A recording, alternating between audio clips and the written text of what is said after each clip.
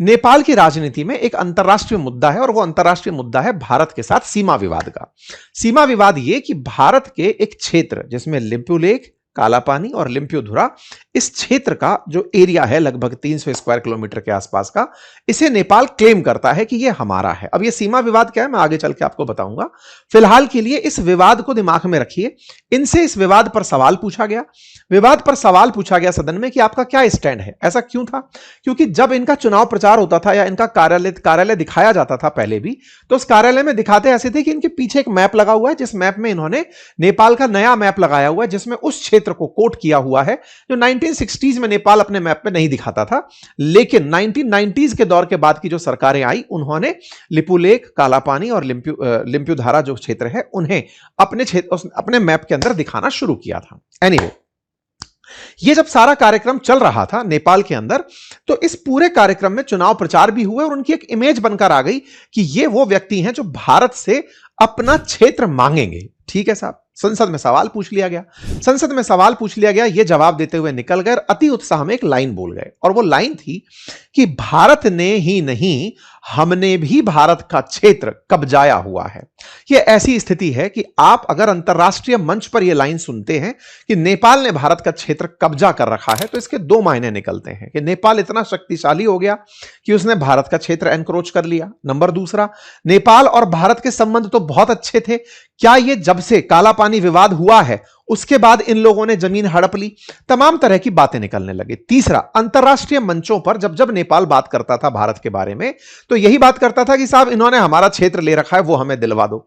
लेकिन अब जब प्रधानमंत्री खुद सदन में यह बोल गए कि हमने इनका क्षेत्र ले रखा है, तो ऐसी स्थिति में यह सवाल भारत में भी उठना लाजमी है, सरकारों से पूछा जाए कि नेपाल ने हमारा कौन सा क्षेत्र ले रखा है, नंबर एक। और नेपाल की सदन में भी सरकार से सवाल यह पूछा जा रहा है, भैया कौन सा क्षेत्र ले रखा है, आपको कौन सा पता चल गया?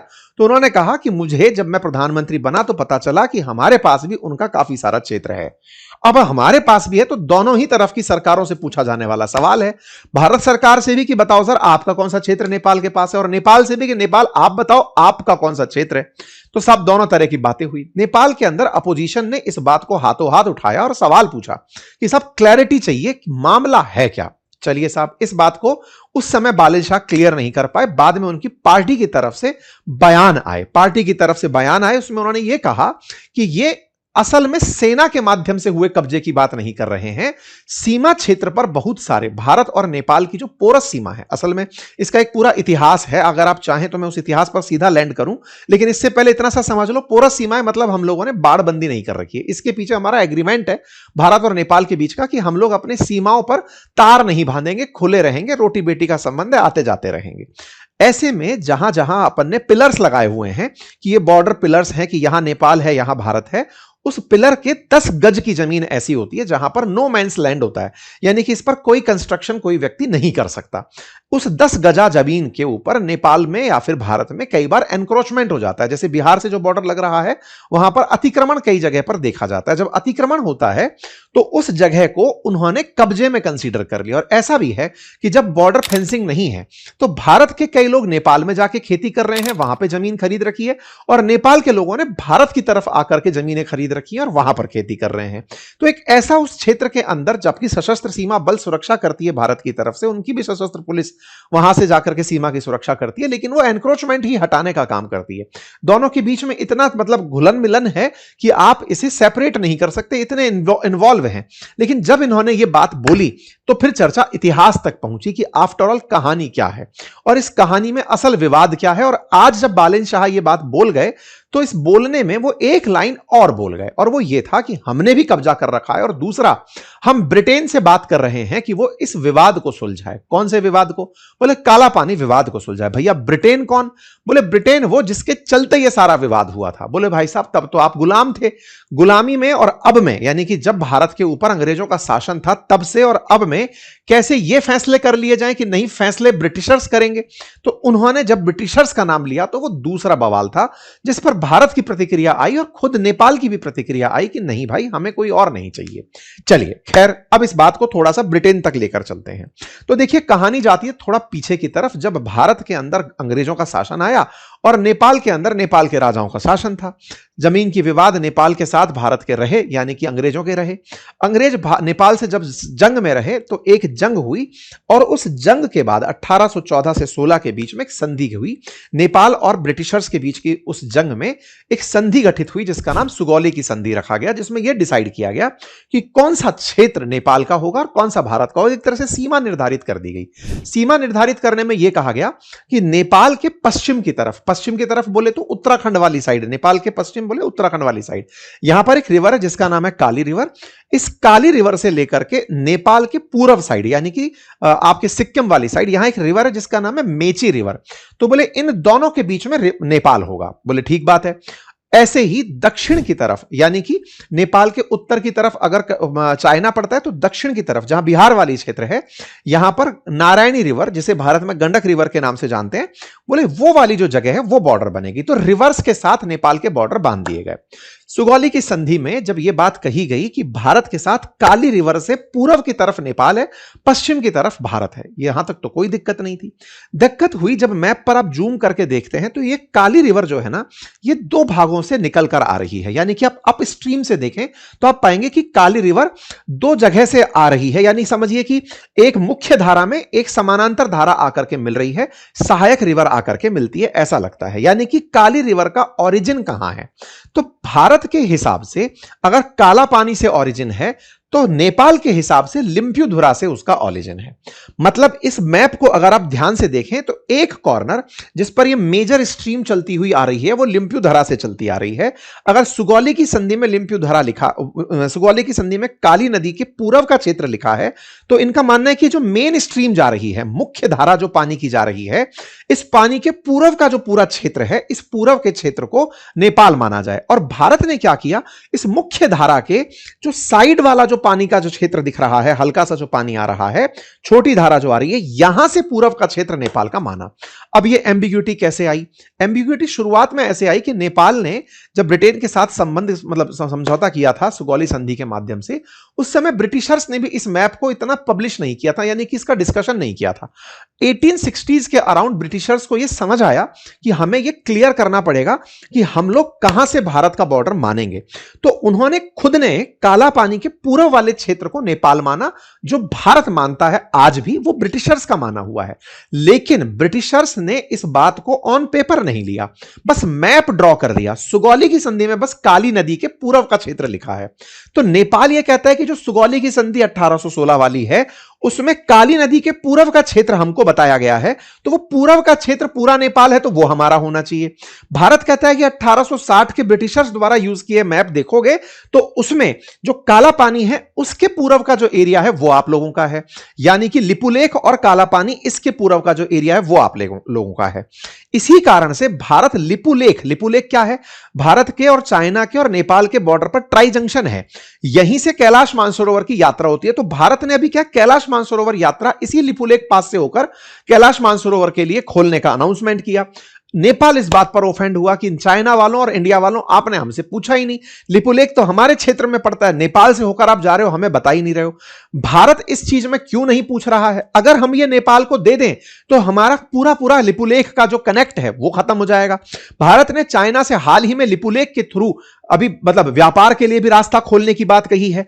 इवन हमारे साथ जो तिब्बत की यात्रा होनी है, हमारे यहां से जो कैलाश मानसरोवर की यात्रा होनी है, उस कैलाश मानसरोवर की यात्रा के लिए भी लिपुलेख की ही चर्चा है। तो अब कुल मिलाकर के लिपुलेख भारत के लिए ऐसा स्ट्रेटेजिकल पॉइंट बन गया कि अगर हम इसे नेपाल के साथ मान लें तो कैलाश मानसरोवर यात्रा अटकेगी, भारत चाइना का जो लिपुलेख पास से होकर के जो ट्रेड है वो बाधित हो जाएगा, और हमारी 1860 से लेकर अब तक जो यहां पर क्लेम चला आ रहा है वो बाधित हो जाएगा। अब इसके क्लेम के ऊपर क्या कोई नेपाल को ऑफेंड कभी नहीं हुआ? क्या हुआ?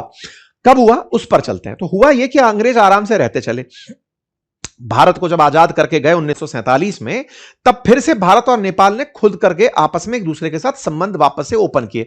नेपाल में लंबे समय तक राजशाही रही, नेपाल में लंबे समय से राजशाही रही, तो भारत के नेतृत्व में नेपाल के साथ मिलकर 1950 में एक संधि करी कि बोले यार अपन लोगों के बीच में ना बॉर्डर के नाम पर फेंसिंग की जरूरत नहीं है, अपन एक दूसरे पर ट्रस्ट करते हैं। नेपाल की हिंदू राजशाही थी, भारत के साथ बहुत अच्छे से संबंध व्यवहार रखते थे, सब कुछ सही से चल रहा था, तो बॉर्डर के नाम पर हमने कोई झंडे नहीं गाड़े, मतलब तार नहीं खींचे उस जगह पर, आसान आसान भाषा में यह बात है, चलता रहा। इस बीच में नेपाल की राजशाही ने भी कभी लिपुलेख पर अपना क्लेम नहीं किया। मतलब उन्होंने यह नहीं कहा कि लिपुलेख से एरिया जो लिम्प्यूधुरा तक है वो हमारा है। आसान भाषा में यह बात है।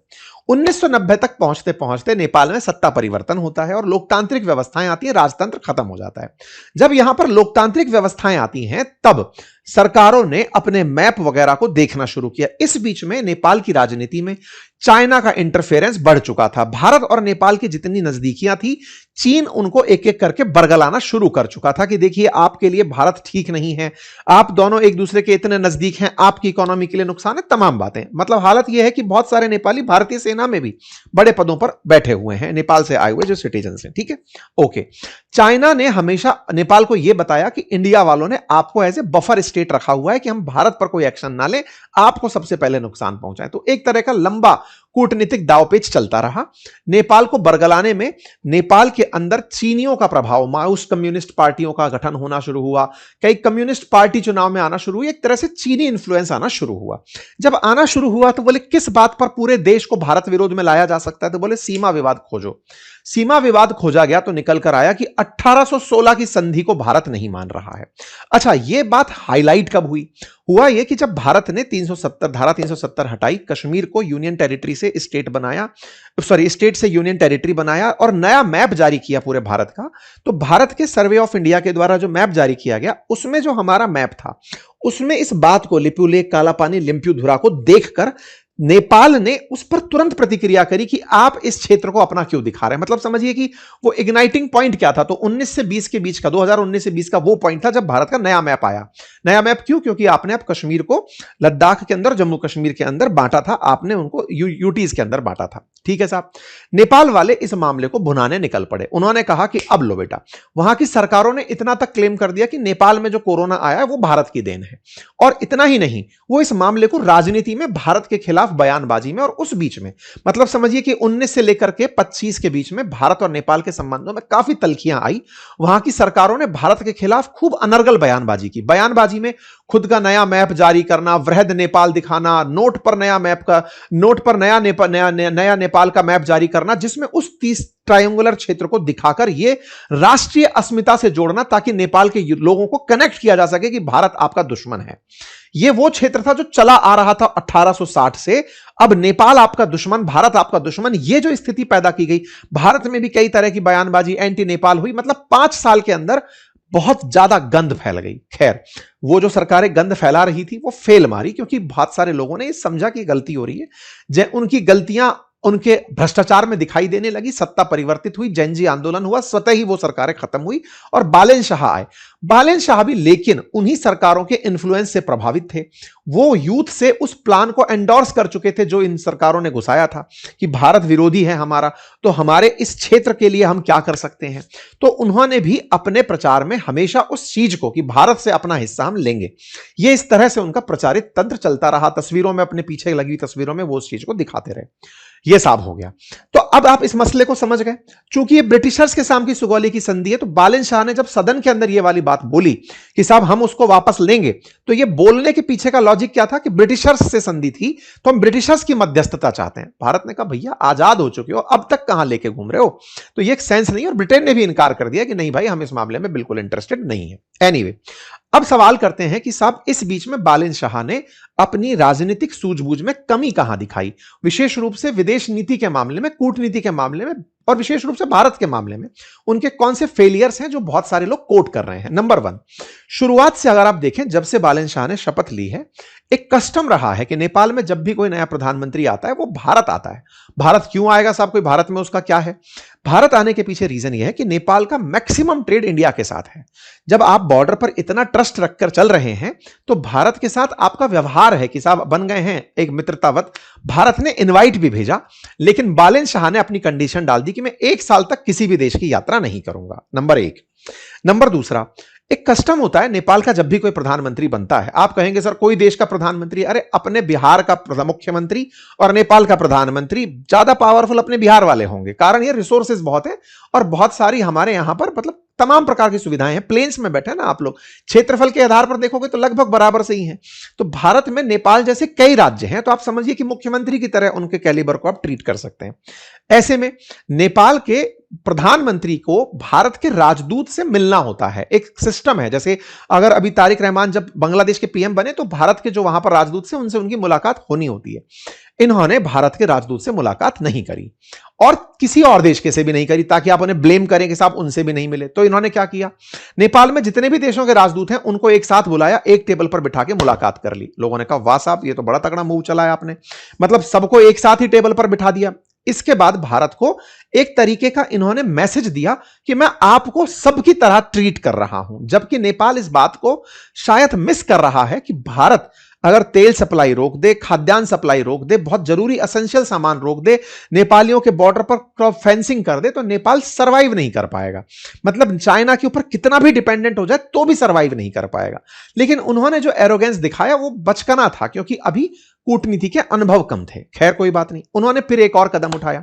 भारत की तरफ से इनविटेशन के लिए विक्रम मिस्त्री जी को भेजा जा रहा था कि आप मिलने जाइए और उनको इनवाइट करिए कि भारत आए। भारत के विदेश सचिव की यात्रा होनी थी, लेकिन उन्होंने उनसे भी मिलने से इनकार कर दिया। उन्होंने कहा कि मैंने एक कल्चर सेट किया है कि मैं विदेश मंत्री या उससे ऊंचे लोगों से ही बात करूंगा, सचिव स्तर के लोगों से बात नहीं करूंगा। अब यूथ था, उम्र के साथ मजबूत होंगे, अभी शायद अंडर 40 ही हैं वो, तो उनके अंदर का जो वो एक लड़कपन है वो उनकी इमेच्योरिटी में दिखाई भी दिया। भारत ने अपनी यात्रा ही कैंसिल कर दी। इसी बीच में एक और घटना हुई, जो अमेरिका के राजदूत भारत में आए हुए हैं सरगई गोर, उनकी जिम्मेदारी है नेपाल, बांग्लादेश इन सबको हैंडल करना। सरगई गोर भी मिलने जा रहे थे, लेकिन उन्होंने उस पर भी रख दिया कि मैं बड़े लोगों से मिलता हूं। तो ऐसे में खुद को बड़ा दिखाने के लिए औरों को छोटा दिखाने का जो उन्होंने दाव चला, ये कूटनीति में लड़कपन कहलाता है।